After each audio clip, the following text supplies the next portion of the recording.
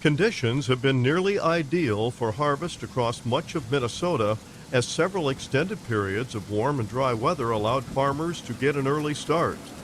Temperatures have been above normal for weeks, and there's been no threat of frost. That's caused a slowdown in the soybean harvest in some areas because stems are still alive while the beans themselves, in some cases, are too dry. We have had a stoppage on soybeans to a certain extent because we're experiencing more green stems on some of those soybeans, so it makes it a little tougher to combine. The paradox to that is that some of those soybeans actually coming out, when we can knock them out, are very dry.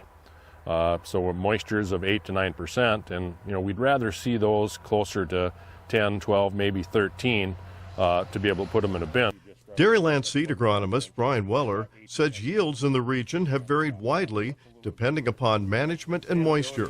Some areas of the state that receive timely rain are being rewarded with near or above average yields. Areas hit by drought haven't been as fortunate. When we're looking at yields, if we have good fertility and we've had just a little bit of moisture, those yields are coming in above average. A widespread issue across the state is corn stalk integrity. Drought conditions and late-season windstorms have flattened or tangled corn in some areas, creating harvest headaches.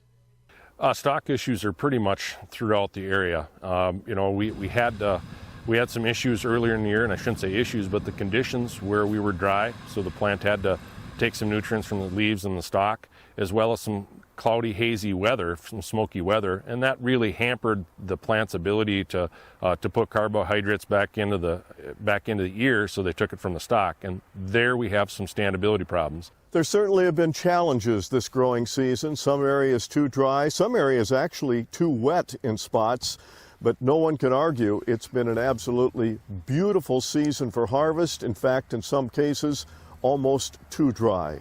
This is Lynn Ketelsen reporting.